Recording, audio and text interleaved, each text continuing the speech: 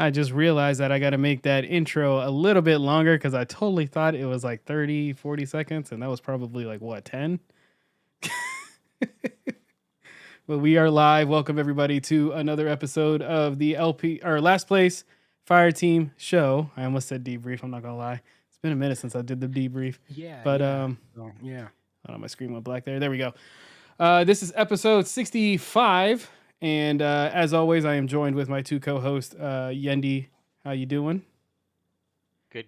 Hello, And Alan. What's up, everybody? Some housekeeping before we start. Be sure to check out Thor: Love and Thunder review, Stranger Things review. Alan's been popping them out. And Miss Marvel. And Miss Marvel. They are not on YouTube, correct? They are on your favorite podcasting services. Since I've been out, I'm usually the video boy. Alan's the audio boy. So he's been doing his part. So they are out on podcasts. What's up? Yeah, I'll make like a audio those audio thing, but usually it automatically goes on there. But I don't know for some reason why I didn't for those three. But I will take care of that one. All right, and if you can, I would turn up your mic a little bit. Yes, sir. All right. But before we start the show, as always, let's go ahead and see how everybody's doing. How's your week been? We'll start with Alan. How you been, man? I've been good. I'm still trying to get this mic going, but I've been good. Life has been good. Been playing a lot of Monster Hunter still. So, Special guest Elgato. Oh my gosh, what happened? Now to talk about our sponsor, non-sponsor. What happened here? All right, I'll be back. Yeah. Well, so we'll go on to Yendi while Yendi. Yeah, while Alan fixes this thing. How's your week been, Yendi? How you been, man? Oh my God, and your mic is bad too. Is it? We can't hear you. Can you hear me? There you go. Now we can hear you. There you go. Okay. Speak up though. Speak up. Okay. Me? Yeah. I was gonna say. Been good, busy. I'm now Radiant in Valorant, which is the highest rank. So that's nice. I also just kidding. I'm a lowly bronze 2. Having fun with that.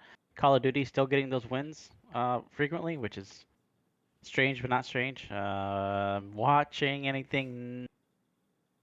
No, can't think of anything. So you're not trying any like other single player games though, Elgato, by the way, Alan. I know. I don't know why.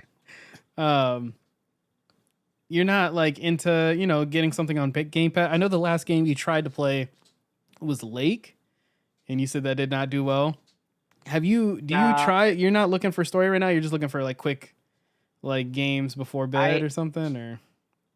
The thing is, I don't have time for a story because if I start a story-based game, I need to be involved. I need to be like in there, meaning I have to be at the desk for at least 1, 2, 3 hours. Because once I leave, I either forget about the game or I get a certain point where it's just my attention is no longer there for it. So that's why I play fast-paced FPS and stuff like that. And Call of Duty is just perfect. Valorant's been a lot better recently. I'm trying to get Ryan to buy Borderlands 3 so we can finish that story, and that'll be like our wind down game. Once I suggest Tiny Tina's, but anyway. No, I saw the gameplay. Not into that. I'm just gonna do the base game, and if we both like it, we'll get the DLCs and all that stuff. And then, yeah, I was thinking about having him also download It Takes Two. Then again, I think I want to try that with the wife because I think she's good at it. I think what everybody needs to download right now and try to buy. I don't know if it's free to play, but I Am 8-Bit came out with a game called it's literally called Escape Room, and you are students at this school and you're trying to become a master escape artist. But Escape Academy? What? Escape Academy, yes. Academy? Yeah, I heard about that. And it's not on Game Pass. It sounds really cool, and it's just a party game. Is it on Game Pass? It is a Game Pass, but only consoles because I tried looking for it. Gotcha. All right. But we'll go ahead and move on back to Alan. How's your week been? I'm gonna step away because Cora's being nosy, and I have to. Yeah, I gotta go. It's been good. I've been, like I was saying before, I've been playing a lot of Monster Hunter.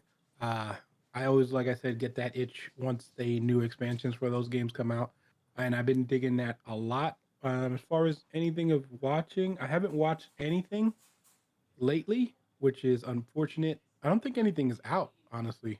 We've been on like this major down, but I was going to do a surprise, and I might still do it this week. But yesterday I did watch The Dark Knight, because yesterday was the 14th anniversary of The Dark Knight, and I did watch that over again, and it's still the best comic book movie of all time until something surpasses it. But I was thinking about doing a quick review on like a rehash of The Dark Knight. So, but it's hard to believe that movie came out 14 years ago. 14 And years. yep, that movie is 14 years old. It came out in 2008, the same year as Iron Man. I remember watching the third one with my friends in Rises? Daytona. Yeah. We watched that and then Spider-Man. Oh, Or wow. because Spider-Man 2 was out at the same time. Or Mm-hmm. I think it was Spider-Man 2. Yeah. So Yeah, so I was thinking about doing that. I might still do it before the week ends, but we'll see. See how I feel later on. man. To drop that. But yeah. Also, Uh, Chris, I did find that Mandalorian comic book, the A cover. Okay, awesome. I appreciate it. As for me, I've been playing a boatload of different games. I've been playing Resident Evil 2, the remake. Highly recommend that game. That actually became one of my favorites. Played both stories all the way through, doing the extras and stuff like that right now because they're going to remake 4. And I'm one of those people that like kind of like Final Fantasy. Like I don't like switching up the characters, so I like Leon a lot right now. So I don't have an interest in playing 3, even though people are like, you should probably play 3, and some people are like, not really, you can skip. The But remake of 3 wasn't that good. The original game of 3 is fantastic. But I mean, yeah, you could skip it if you do care about Leon more so. Leon is like the only character. yeah. But don't let that fool you, and don't play Resident Evil 6 because it's trash. Okay. So yeah, I'm gonna probably stop after 3 anyway, and go on from there. Also been playing Tiny Tina's. I've been me and my friend Tyler. His name is Tspin2Win. If you want to check him out on TikTok and Twitch, I think that's his name on Twitch still too. Excuse me. We got into Tiny Tina's Wonderlands. If you are a D&D fan, I recommend that game. It is a lot of fun. He's been playing without me, you guys. Well, Alan started it already. Okay. And also, I think I enjoyed this game more. It's something about like destroying skeletons and stuff like that in that game instead of bandits that just make it more funny. I've laughed way more in the first hour of this game than any other Borderland game, and that's what I want. Also, my favorite voice actors are in it. So my character's voice is Christopher Sabat, which is the guy who is the English voice of All Might. He's Vegeta. He is a lot of characters. Yeah, he's pretty much Yeah, any major character from any like major. He's the Troy Baker of anime. Yeah. So any deep voice is probably him. And then what is it? I'm a Graveborn, and the only reason why I went Graveborn is because the companion that you have is Aaron Hansen from Game Grumps, and I thought that was hilarious. So yeah. So it's been a lot of fun. So yeah, be sure to catch us Saturday mornings at 10 a.m. On our individual streams. That's Cold Fever 594 on Twitch and Tspin2Win on Twitch, and come have fun with us. But yeah, that's pretty much been it to me. I still got to catch up on all of this TV stuff that I've been missing out on. It's been Just nuts. so you know, August 18th is She-Hulk. Yeah, I'm back in. I will be back in on debriefs. There's no excuse there. Okay. So I will be back. Sorry, I got logged out of my restream, so I can't read comments right now if anybody is there. So give me a second. Oh my gosh, my Mac is freaking out. Stall for time. Dun, dun, We're dun, dun. stalling for time. Yendi's Never. singing a song. He doesn't know what he's singing. He's just that old senile man in the corner. Look what he's doing. Look what he's doing, you guys. For our audio listeners, he is doing a burlesque show live on. No, I'm kidding. All right, we got everything back up. There we go. Okay, so going into so we didn't really have stories tonight. There's a lot I'm of. watching it. Oh, you're in the- watching it go in the- through. So we didn't have a lot of stories tonight, so we're gonna have a couple of discussions. A lot of stuff has happened news-wise in the gaming industry. I had a question for these guys that have been. No, Okay, not at cool. all. That I've been noticing lately. And my question for you guys is, are indie games taking over? So to give you the context right now, right now, Jesus. Okay, right now, there has been Sweet Dance Moves, Black Magic said. There has been a whole bunch of different indie games coming out. So we have Stray, we have Multiverses. Well, would you count Multiverses as a AAA or is it? It's I would. not. I mean, yeah. I mean, Warner Brothers is pretty big. Yeah. Okay. All those Also, the IPs free that they have access in one game. And the free access game. I mean, All right. the Well, okay, early we'll count that out. But Teenage Mutant Ninja Turtles, there's a bunch of different games coming out, and people have been having a lot of fun. Especially since I wanted to say that Fall Guys came back around at the right time resurgence. because everybody's been playing these 4-player beat 'em ups, and they want a party game. And right now, today, Stray has taken the world by storm. People love it. I got to play a little bit of it this morning. I'm probably going to play after the podcast. And I love it so far. I thought it was going to be a quiet game, but it's very cute, very interesting so far as we go into the cyberpunk world of cats. But I've been seeing online that people have been they're not complaining. I see complaints of these AAA games getting delayed and everything like that. But I'm seeing more and more indie games come out, and people are like, "You got to try this. You got to try this," because they have nothing else to do right now. So, do you think that we're gonna start? Do you think people are giving more time to indie games than AAA games? And do you think at a time, people are gonna stop? Like, AAA games are gonna become too long for us, and people are gonna want to play just these indie games for these short, sweet stories. Let me go first before. Yeah. Yeah, go ahead. To answer your question that you had here, are indie games taking over? I don't think they're taking over. I think what's happening is there's a resurgence. Back when at first indie games were huge and Xbox did the Xbox Live Arcade, they were all the rage and they were truly, truly indie. I think the indie games we call indie nowadays are more like AA games Yeah. to me, right? Because the more production close to- value is much higher, the budgets are much higher, the teams are bigger. When I think indie, I think 2-3 people in their basement doing code and having a designer do art right there on the spot. To me, that's indie. Stray, to me, I had no idea it was an indie game because it looks like a AAA game to me. So I wouldn't consider that indie, especially because the developers Well, Annapurna, yeah, right? you're right. So Yeah, we can which count that I one don't out. think they're indie anymore.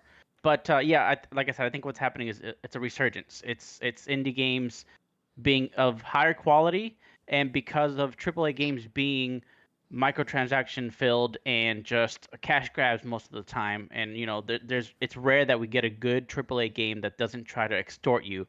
I think these indie games or AA games are taking that spot of those games that we look forward to, and say like the 2007 where we had Halo, The Witcher, all these big IPs that were good finished games with minimal to no bugs.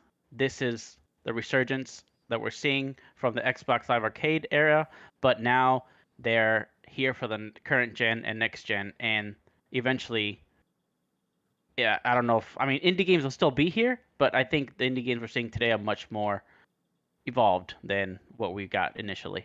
Yeah, and to piggyback what Yendi's saying on there too, I think expectation for indie games are different than AAA games because of the expectation of these indie games. We don't expect these games, and we give them way more leeway, which is granted because most indie games, like Yendi were saying, when you think true indie, are like maybe a group of 10 people making a game, opposed to these AAA games where you have these whole companies backing and all these monies behind that. But I think we give indie games a lot more leeway. Like realistically, even if let's say we did count Stray as an expectation, I mean as a indie game, the expectation for Stray is more like, oh, I think it's adorable. I get to play with this cat, and if there's anything that's wrong with the game, as long as it's not groundbreaking wrong with the game, I'm going to still play it. But we don't give that same leeway to God of War. Like the leeway for God of War is the expectation is I'm going to play one of the best games I've ever played. Like, you know what I mean? And that's where I think that whole dynamic of why indie games get higher ratings also is because of that. Is because that expectation never goes into an indie game saying, "Oh, I'm going to play this game by this developer and have these high expectations." It's normally, "Oh, I came across this game and it's amazing because I had no expectations of this game being that good." Or like not even saying that good, but like being as good as it became. So I think that's one of those things.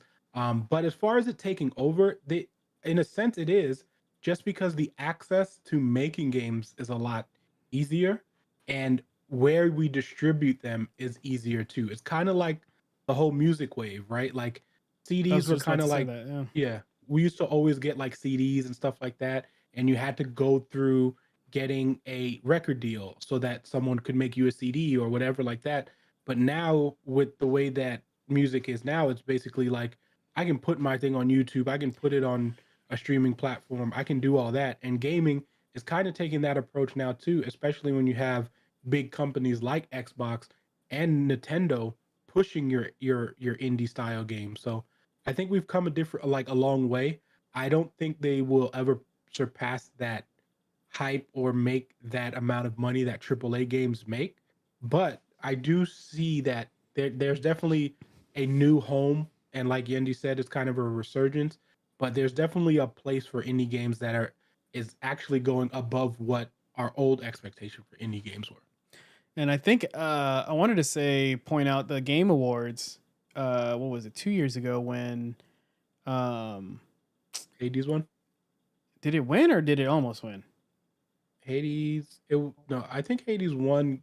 It won one of the Game of the Year somewhere. I don't know if it was Game I Awards, don't but think it I was know it Game won its Awards, but one. it was nominated, and I Mhm. think that gave people or the industry, excuse me, the indie industry some like, man, we can make a heavy hitting game that's going to compete with the big fishes, and that's really fun. I actually think it's more humbling to see. I mean, whenever one big moment that never leaves my head is Among Us. whenever Among Us won, and we saw those four people in a small room, and somebody was like on an iPhone FaceTiming another person, and they're crying, and I felt like it was an awesome moment. And I feel like a lot of people have been leaving these bigger companies to go start their own companies. They're smaller companies and run smaller games because those stories, in my opinion, hit quick and they last a long time for me. A lot of the stories that I've played from indie games, I always end up enjoying more than anything else.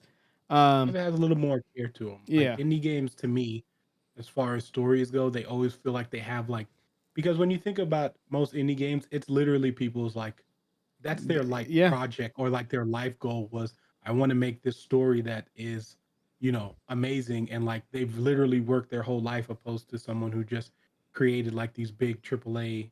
And I'm not saying that those people haven't done that. It just hits different when you know this person and like five people made this game opposed to like this big company. So yeah. Um, Another like sub question from this. So in the show notes, I put copy of other games, and I'm going back to multiverses, right? So multiverse, I'm not gonna say it's a copy, but it yeah. is Super Smash style, right? In their own way, and it's been blowing up. People have been enjoying that game. They cannot. It's been beta testing. I actually got a beta code today. I haven't gotten to play, but seeing other people play it, they're really, really enjoying it. So, and I feel like Warner Brothers has a chance to step up and make this a competitive game, where Super Smash does not. There's going to be a little sub area for this game for sure that people will play. Um, do you think with the success, like I'm already gonna say the success of multiverses when it comes out, when it finally comes out, and if it is successful, do you think we're gonna go back into that period of not remakes, but because right now we're in the remake period. I think we're kind of close to the end of that. I feel like after, you don't think so? I think so. After Last of Us They're was announced, I remaking think The people. Last of Us. I know. I That's think after that one, everybody was like, maybe. no. All right. They're remaking a game that hasn't even been out 10 years. Yeah. I think we're more like we're closer to more games being remade than not. Do you think we start seeing copycat games of other games like coming through? So I kind of hope I would rather take the copycat game of other games with a spin-off of a story or something like that than a remake, if that makes sense.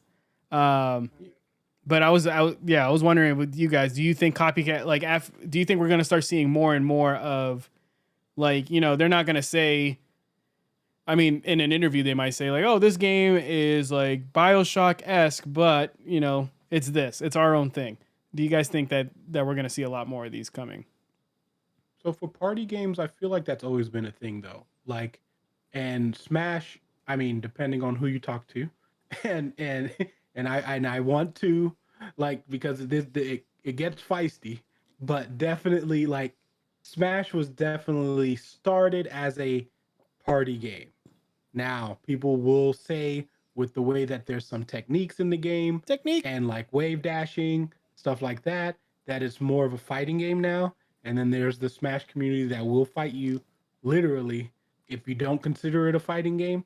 So, but I think with party style games, that's always been a copycat thing, right? Because like we had Mario Kart, then we had Sonic's like racers, Crash Racers, Diddy Kong Racing, like you know what I mean? Like those party style games have always been, they just don't have the same success. Besides Diddy Kong, which had like really good success, they just don't have the same success as what they're copying. And I think that's always going to be the case, no matter how big, because they're always going to be known as the ones who did it first, right? Like Yeah. we're always going to consider Smash the top party fighter. You know what I mean? So, for instance, yeah, this one can play, but look at all the other things that copied Smash. Remember, we had the PlayStation All Stars one. We have, I mean, if you play Brawlhalla right now, it's really similar to Smash. Um, we had what you call it, Nintendo just came out with one like not even 2 years ago. The Nintendo's All Star one, where you could play as Nintendo characters. Not Nintendo, I'm sorry. I was about to say, isn't that Super Smash? Yeah, Nickelodeon I was characters. like- I'm saying Nintendo, but Yeah. Nickelodeon characters. Okay. You had the Nickelodeon one, Yeah. right? So like these copycat games are made. It's just, they don't take on the same success as what they're copying. So I don't think it's ever not been a thing. I just think some are more successful than others. Gotcha. What about you, Yen? Do you think that it's gonna be showing up more, or because I kind of want like with we've had the Call of Duty Battlefield war for years. I kind of would want another in Halo, I guess you could say. No, I'll count Halo out. Battlefield and Call of Duty. I kind of want another contender in there of somebody can. I mean, the only game that I played that kind of felt good was I think it was called Battalion 1944 or something like that.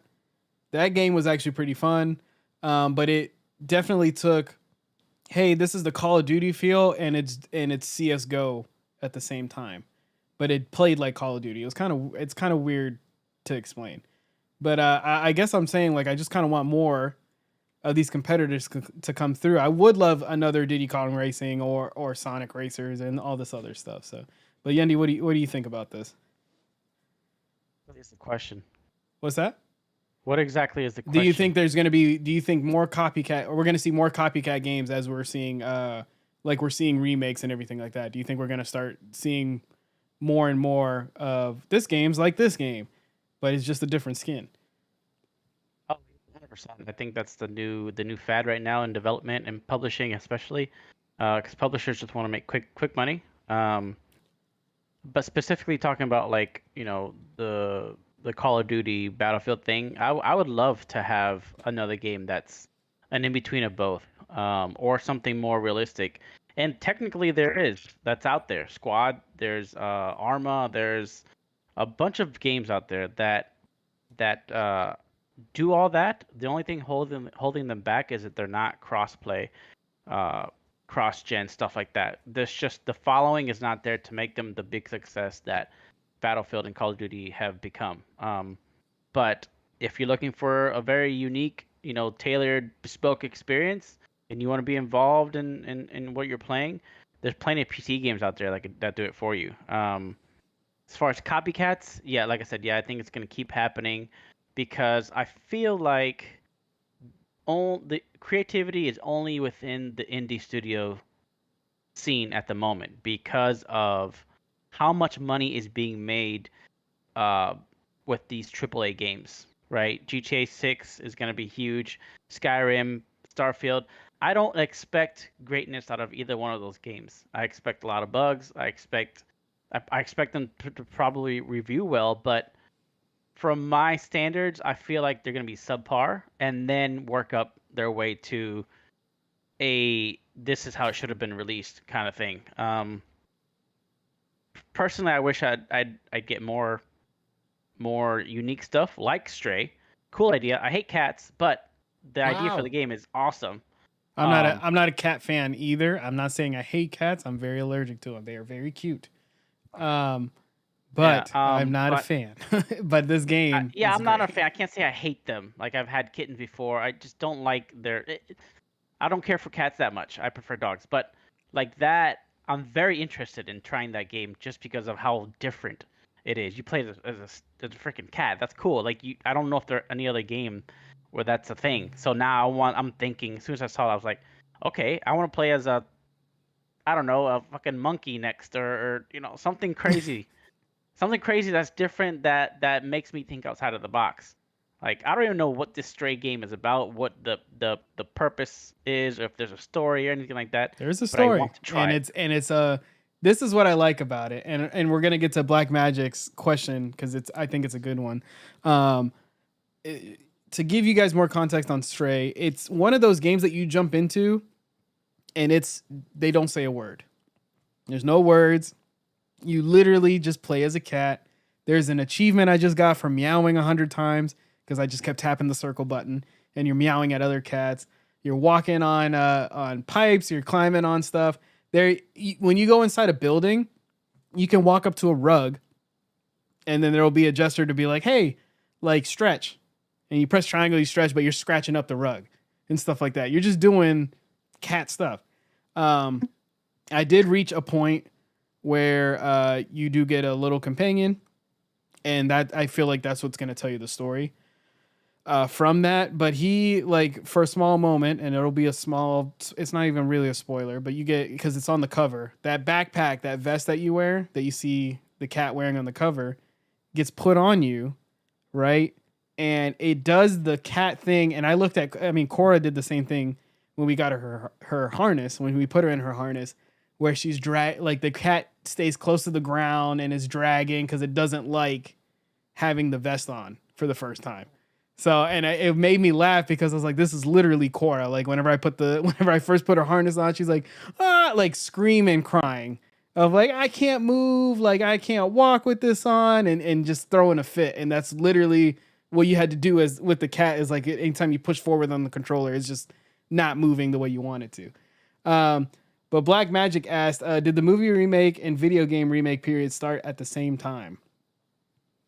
Well, with movies, I feel I like they've know always that been remaking movies movies. it's very rare that we get any movies that are like original movies without being like a adaptation of some form. And it's been like that for a while. Just as far as like movies, because I mean, if you think about it, I any movie that's come out probably in like the last, if we just go by like the Oscar nominated best pictures, you probably have like one or two that are like original scripts, and then the most of them are all adapted scripts. So like the whole remake wave for those like movies being made from like the 60s and stuff like that, that's been happening for a long time for the for movies, because original ideas for movies don't really come that often. I know that like there's like far like there's time between these remakes for movies, but there's been a lot of remakes of movies, even movies that come out like in the 50s that you didn't know that were even a remake movie, but then they come out in like the 80s. That's always been happening. But video games, I feel like that whole wave happened fairly within the last like 10 years, would Yeah, you because say? I feel like video games were still, as we were growing up and stuff like that, video games were still, We were still getting news yeah, stories. we were still Like, getting new stories. Everything was innovative. Like it was just every. I mean that back then, that's whenever somebody came up with a new idea. And right now, yeah. since it's available for everybody to make a game and stuff like that, it's kind of hard to become an original. So they do make the remakes and like, oh, let's take another shot at that. Or they really enjoy a game and they don't want to leave a game in the past and they try to bring it to the future so we can continue having that game. Because I bet you, I mean, I've seen, what was it, one big video that even what was it, LeBron James was retweeted it, and it's his dad, and he's showing his son GoldenEye on the Nintendo, and he plays and he's Also, playing the music, and he's like, ooh, and he's screaming, yeah, and yeah. So I feel that like there's a pause lot of music. people, yes, I feel like a lot of people want to take those games and be able to bring them and be like, look, this is like, I mean, we're gonna get that talk of like, oh, you're playing the new one, but you don't know what it was Yeah. like back then. So I mean, we're suckers for nostalgia, though. Like, exactly. it is what Exactly. it is. But they need to stop remaking it. Yeah. I said it. We'll continue with the movie question with Microsoft potentially buying Netflix. Okay, this is a rumor. Um, Alan, you told me that their Netflix's numbers. What happened last year? They lost 1 million, or this year they Well, lost a this mil. within the last 3 months, they've Oh, lost 3 months. 1.3 million subscribers, and they've been going down since 2020. So it's like I said, it's a long shot. Like no confirmed information on any of this. It's just a lot of analyst theories that like they're saying if this whole because everyone knows that Microsoft is not Microsoft, Netflix is going to they're making a paid subscription tier. If they're saying that I'm sorry, paid ad subscription tier. So So they're like, doing the like yeah, Hulu. yeah. So you can pay like a cheaper price, you'll get ads with it so that they can, get some money in because people are going to be like, they're going to advertise that to advertisers saying, "Hey, we have this ad thing. Do you want to be on Netflix? This is the most watched show in the, world. Put your ads here." So if their analysts are saying if that doesn't work for Netflix, that they might be potentially trying to sell because the rate that they're making movies is not, and the money they're spending in movies is not coinciding to the amount of money they're making in subs. So that's where this whole Makes rumor sense. and theory and all that comes from. Makes sense. With this, what like do you think Microsoft is just gonna have the just the Netflix, like they're just gonna do like, oh, we're we have Netflix, it'll be on our Xboxes and stuff like that. Do you think like they have plans like if we buy Netflix, maybe we'll do more of like we'll put the Tales games in there or something, you know what I mean, like something weird. Will they I produce personally more? think I think if Microsoft ends up purchasing Netflix, it'll be nothing but there's their money backers. Like we want to make this project. Microsoft is now backing us because Microsoft's like revenue stream is never going to end because of the amount of computers that we are going to and how we're doing that. So Microsoft's like money like account doesn't stop and Yeah. they would just have unlimited like Netflix will net like I think Microsoft would buy them and just be like, okay, whatever you guys need back, like we're gonna pay your debts essentially, and then make all your things. But I don't feel like Microsoft will try to do anything as far as changing what that model is. They will just be like their money, like they'll be the sugar daddies, I mean, there is essentially. Netflix. Don't we get isn't there like Xbox Game Pass with Netflix? Haven't they partnered before, or is there a partnership? Well, you could get like like the perk stuff, but nothing like as far as like a solo. You can only get this on Xbox, like what I mean thing. Interesting. Um Okay, I guess I'll ask you guys if Netflix just downright if Microsoft downright buys Netflix and they're like, we're changing the game, everything, we're doing some new ideas. What ideas do you think Microsoft could do, and also what ideas would you want to see with Netflix or some of these streaming services? Ian, do you want to take that one?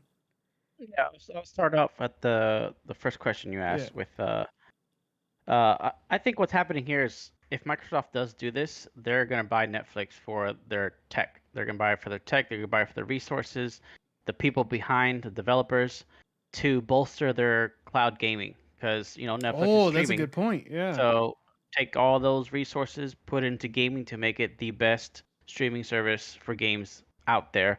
And then I feel like if they don't absorb Netflix completely and it becomes something else, like I don't know, they change the name or whatever, I think what'll happen is they'll keep the Netflix game name, but then have a very small selection of shows that are uh, Exclusive? That are exclusive. exclusive? It could be exclusive, or just they take their catalog and just size it down quite a bit, and just run that as an extra aside.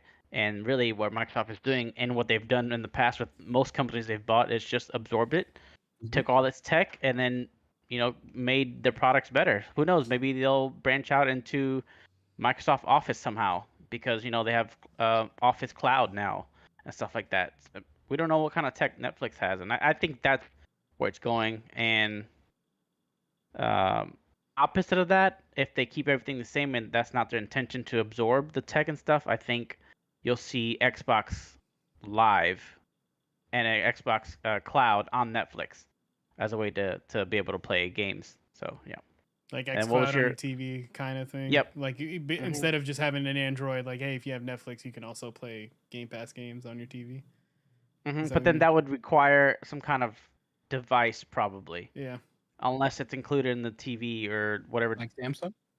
Like Samsung. So I could see them actually Microsoft releasing a all-in-one streaming service where you have Netflix included and Xbox Cloud and all that stuff ready to go. So That'd be dope. Alan, you look like you leaned in. You look like you were gonna say something. Oh well, Yendi was talking about cloud gaming, and I just remember early on in our adventures when we were talking about this, there was a guy who said, cloud gaming is the future. I don't know who, you'd have to go back into earlier things, and someone, Yendi, tried to tell me no, but yeah, here we are. I don't think I ever said cloud gaming was not the future. We can go. We'll we see. can go back. Are we willing to put a bet on it? Are we No, I'm willing? willing. not willing. Yeah. I'm not willing to bet on it. I'm willing. Let's go. Come I'm on. not willing to bet on it. I think but what I said am willing to go it back. wasn't ready. It wasn't ready to take the spotlight. Mm. Because I do think it was the future. Because remember, I made a whole video about Google Stadia and all that, and how I thought that was the future, Well, I and told you obviously that was gonna a flop. stink. Yeah. I said I that mean, was gonna it's not stink. 100% a flop because behind the It's a flop. scenes, their tech is being used elsewhere. But for what it was supposed to be, yes, 100% flop. Well, Google, Google fails a lot more than they succeed. We just give them. There's a freaking website out there showing all the apps that it's killed. Yeah, That's like, that's gotta they say fail something. a lot. I wonder if they're like, can we cancel this website? Or I don't like, trust is there anything something Google puts out. Yeah. I don't trust Gmail being around for much longer. I don't trust Google Docs being around for much longer. I don't trust Google Search. No. Everything to me is expendable with I think Google's that involved. all the ones you named, I think are the safe ones. Anything that you I can don't think anything's access. safe. No, I think anything you can access on the Google site itself, like as far as like Gmail, Docs, Duo, like all that stuff, I think is good to go. Anything that they do that's outside of like web-based stuff, forget about it. Games, I heard their phone was really good though, but whose phone? I mean, Google's phone, the latest Pixel. Yeah. Pixel, yeah. The Pixel phones. Yeah. Not their service. I'm thinking Microsoft had a phone. I was like, wait a minute. They They did have did. a phone. Windows Phone. Windows phones, yeah. Great phone. Great I phone. actually Great had one operating and I system. really loved it. Yep. Good stuff. Anyway, Yeah. Black Magic says so. Netflix is the next blockbuster. Yeah. Yeah. I don't think it's gonna be around for much longer. Actually, if I was in Well- Microsoft and I bought Netflix, I'd be like, "Yeah, we'll buy you, but you gotta I change also your name think- to something real quick." I think in the end, the only streaming service left standing is going to be Disney because of how much IP they own. And that's the biggest difference. Yes. And that's what Yendi makes a great point there. And this is what I said why Disney Plus is a success and will be a success later on. It's because the difference between Disney Plus and any other streaming service is that anything that Disney puts out is their property. So they're not paying the same amount that other companies are paying. So like Netflix, for any anime that they get or anything that they don't produce within the Netflix studio, they're paying for. So like even now they're into like getting Bollywood movies and stuff like that. Like they have to pay for those movies and to put them onto the streaming service. And on top of that, some of those are timed.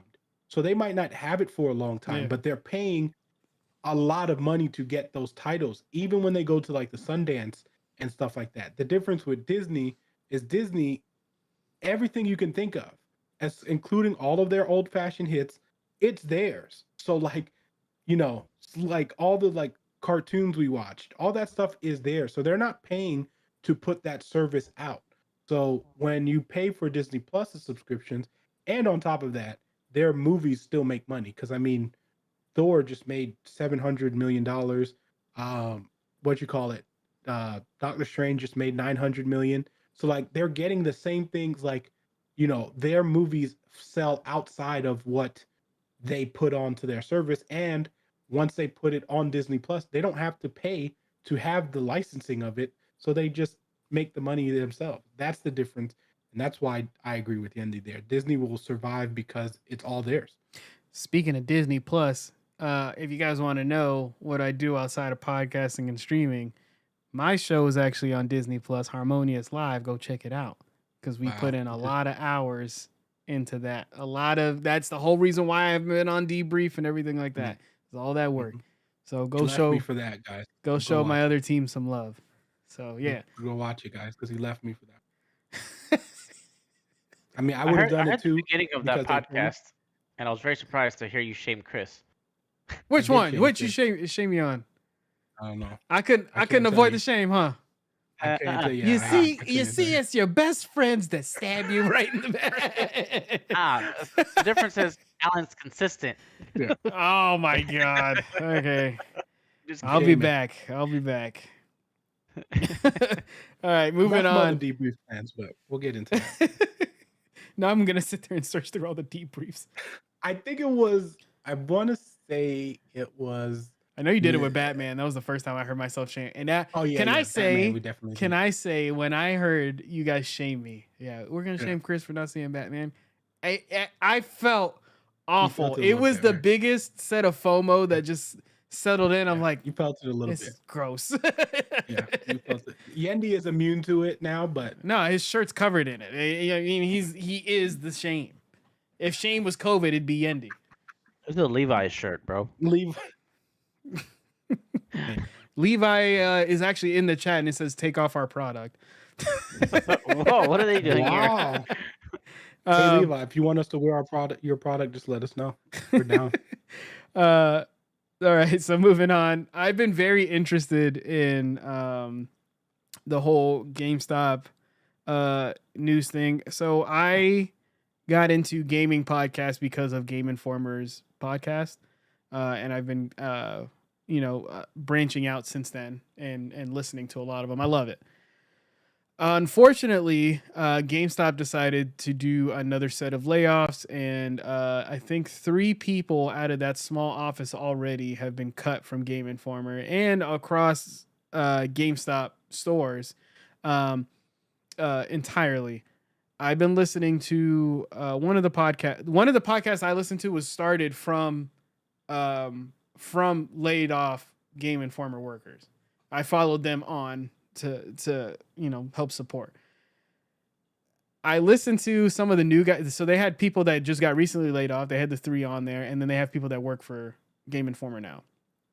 What we've learned so far, right, from them is the Game Informer office doesn't exist anymore, which I thought was crazy. They had them design a new office that they were going to move into before the layoffs, and then they said, I think it was like 2-3 weeks ago, they said that or whatever time period it was, because I don't know when that was recorded. They said, hey, we're no longer going to put you guys in an office. We're actually going to lease this out to other people. So Game Informer writers are at home doing their thing. I don't know if they're doing the cover stories where they actually fly them out to go anywhere. The other thing was that blew my mind, right? So in years past, they get a leader, they come in. Usually that head CEO, whatever, stays for a year, gets cut, or ends up leaving and gets a bunch of money from it.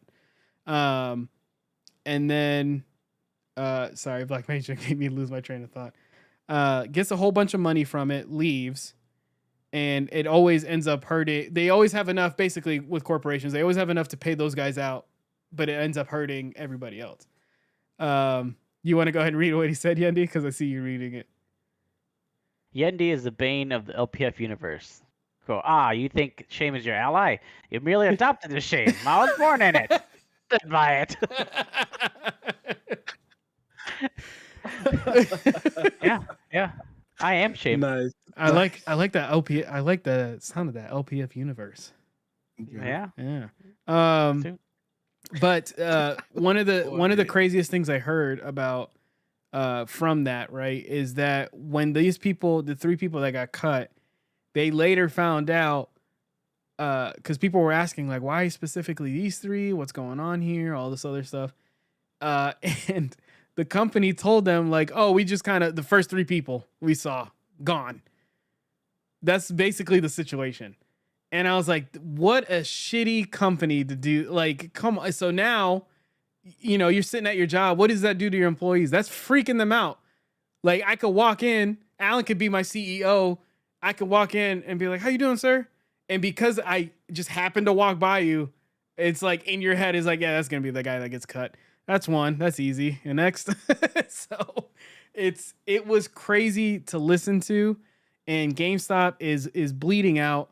Real quick before I get to you guys' opinion on GameStop, I wanted to say that if you want to help Game Informer, right now it's kind of weird. They're kept around because of Power Up Awards. But if you don't have Power Up Awards and you want Game Informer, I suggest going to the actual website and subscribing from there, because that money will go straight to the magazine, not GameStop. So, what do you guys think of the situation at hand? And also, do you think, I mean, I'm to be honest, GameStop's kind of close to another company that we might know. But anyway, but do you how much longer, like in my notes, when will GameStop die out? It has to be soon. Here's the thing, right? Yeah. This gets me upset because GameStop just made more money during that whole meme stock fiasco, right? During all of that, investments, like their overall revenue, like maybe their numbers obviously weren't great, but the company itself was making money from these public, people buying it and continue buying it, because even in the stock, like currently, it's still one of the most, like, I think it was like still in like the top 10 of like most purchased stocks, like by retail investors. So it saddens me, and like the fact that these big companies are making more money and cutting more people, because like not only are like all of these numbers for all these companies, like CEOs are making way more, like 25% more. Like it's a bunch of crazy business stuff that, like, if you get into it, and you'll see like how much money these companies are making, and yet they're not wanting to pay people, and they're cutting funds. And like Game Informer was one of those things that I love. Game Informer. I wish that Game Informer would have went digital faster, because I think that was their biggest downfall, is that they kind of relied that people would still want the magazines and stuff like that, and they didn't push they didn't push it as much as other companies like IGN, for instance, didn't push it like they did. And I wish they would have pushed their website like that. But because I happen to love Game Informer, I, like you were saying earlier, when they go to like how they used to get their cover stories and like actually go out and talk to the developers and the publishers and all that. So I really love what Game Informer and how they are. So it saddens me to know that one of their biggest partners, because I know a lot of people knew about Game Informer because of GameStop. So it is a little sad. Um, but like GameStop is just they like really, I mean, they never really cared, did they? Like they used to give people their game, like you used to go sell your game, they'll give you $20 for it. You sell your system, they give you $20 for it, and then turn around and sell it for 54. Like it was, power to the gamers, but it was never they never really cared. And then now with the way that physical copies and just online marketing and like sales and stuff are going, no one's going to really go to those stores anymore, which is why they're trying to change their whole process on how they do things.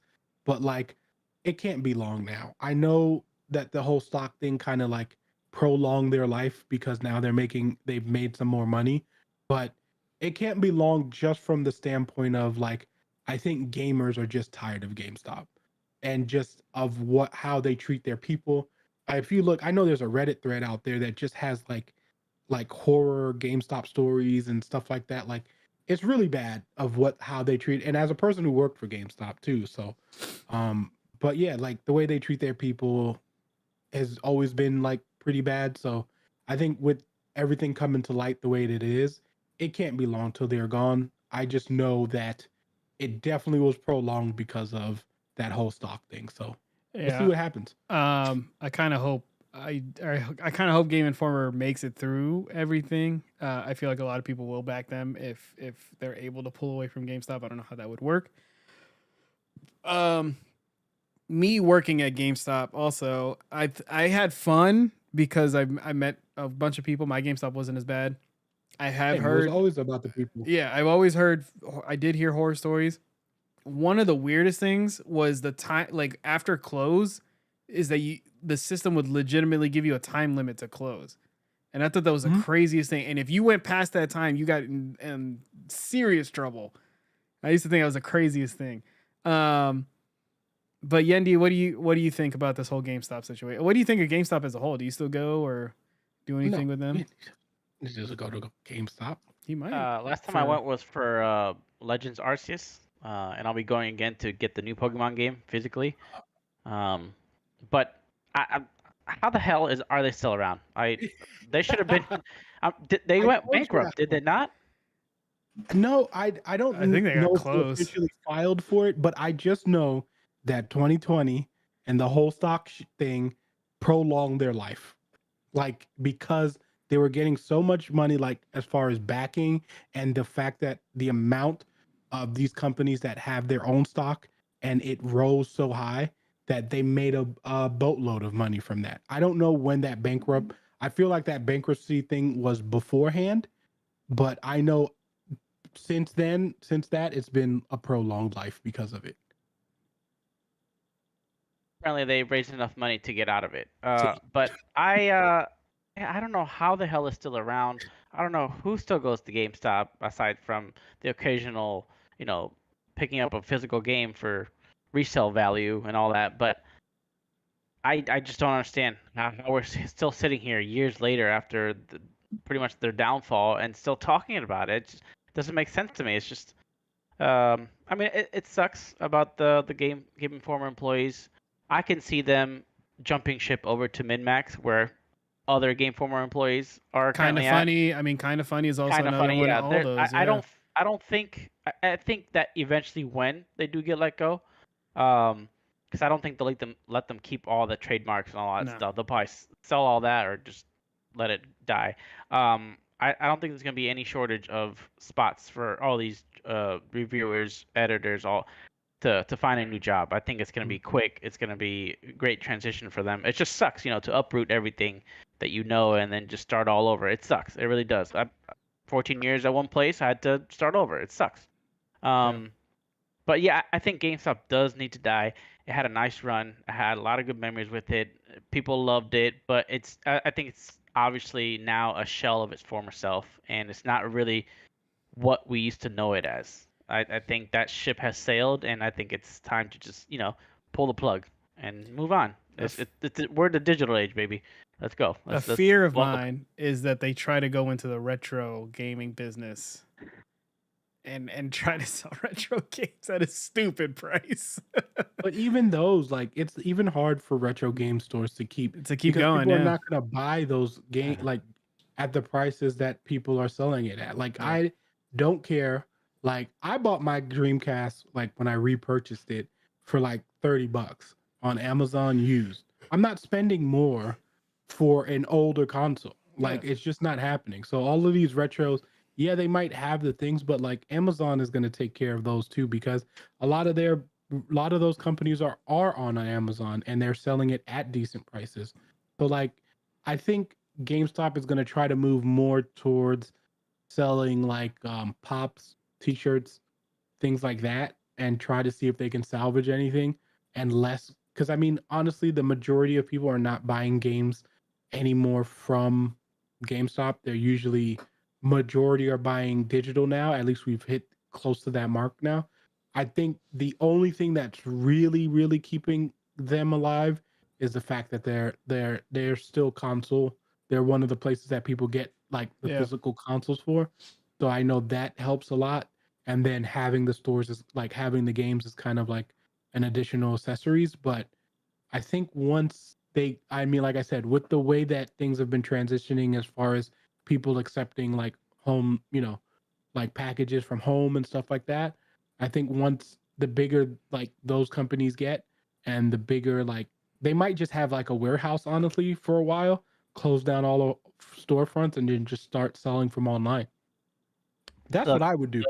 the moment that Microsoft and Sony introduced a console Yeah. without a disk drive, It's that over. was the final nail in the coffin. Yeah. In my mind, I agree. that is the future. I would be surprised if there are.